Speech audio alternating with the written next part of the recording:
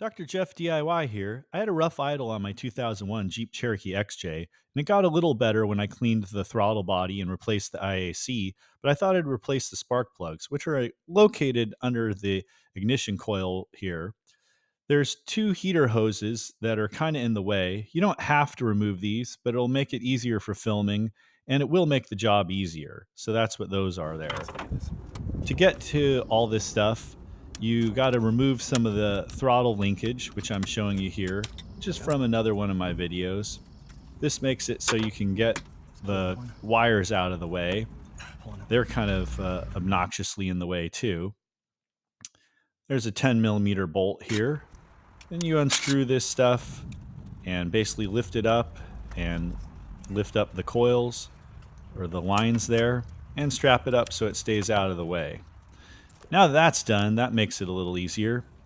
Next thing here, I was talking about the heater hoses, and like the print said, I already drained the fluid, and I'll show you a new video on that epic fluid flush coming up soon. Get those heater hoses out of the way, and now look at the clearance here. A lot more room. Be sure to disconnect the negative battery cable before you go to the next step. There are four 13mm bolts on the ignition coil here. The second one was super loose, but I got them all off. And that's pretty easy. The hard part is coming up. There's an electrical connection at the back of the ignition coil. Oh, no, it's not that bad. Which is kind of by that red arrow there.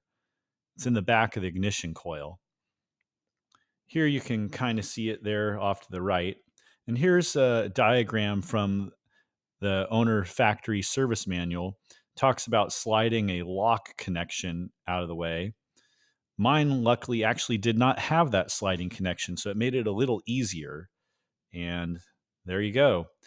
I couldn't really film the disconnection of the coil itself because it was so buried back there. But here I'm going to do a little inspection of the ignition coil rail here.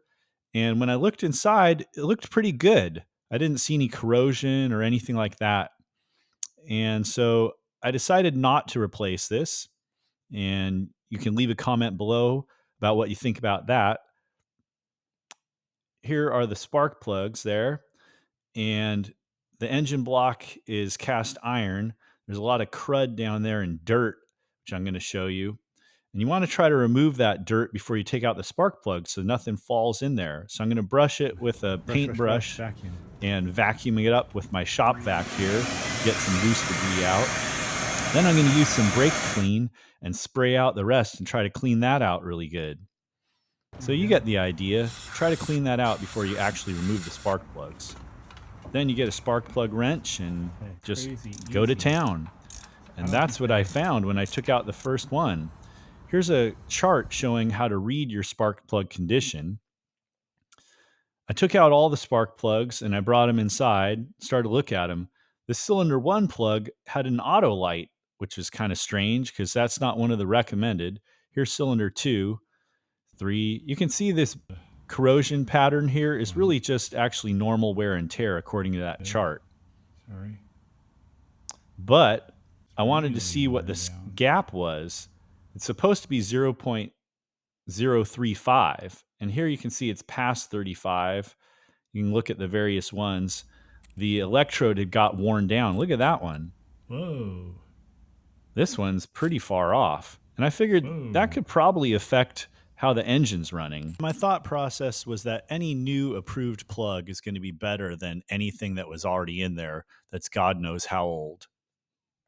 Now we got the plugs out, but what do we replace them with? Champion or NGK? And do we need anti-seize? And what's the torque spec? Well, here's a chart showing all the various approved spark plugs over the years. Mine's a 2001. There's some controversy over using Champion or NGK, and you can do some research on that and decide which camp you fall into. I decided to use the Champion, but I think both are okay.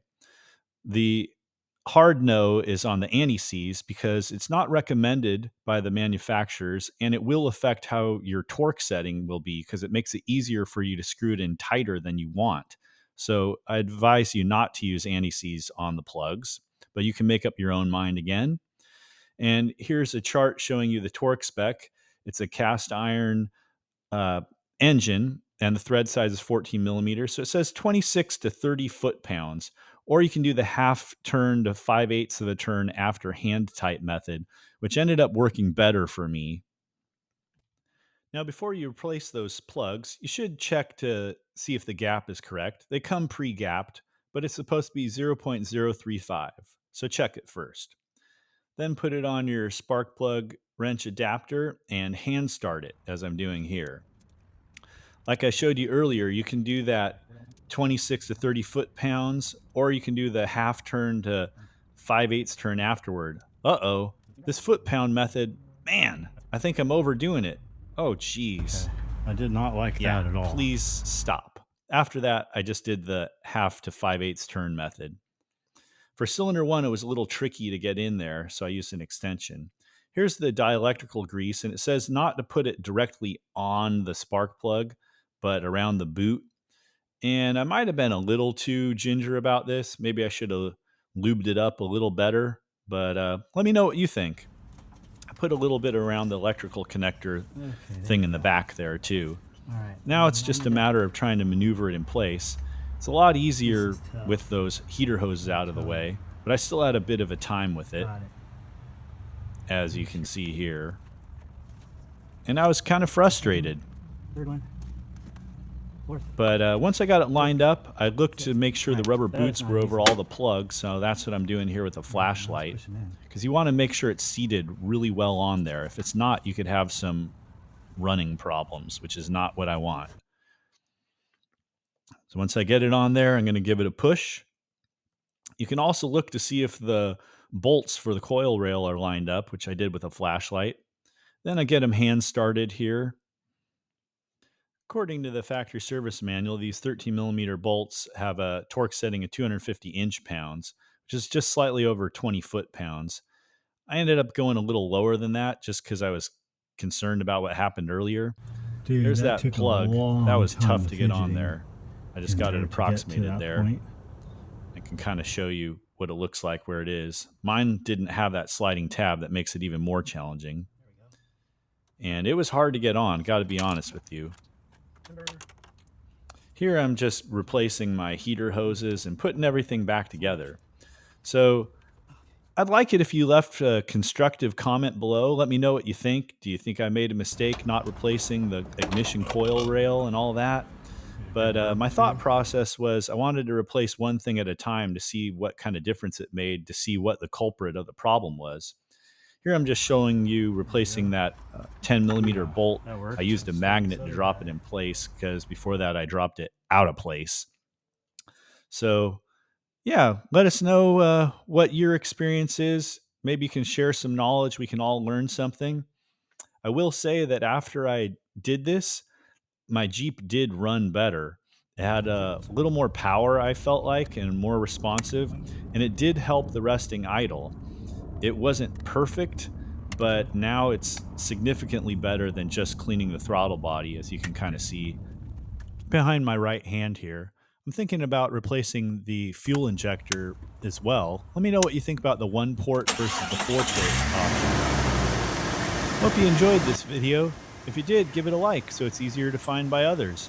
Consider subscribing, or even buy me a cup of coffee.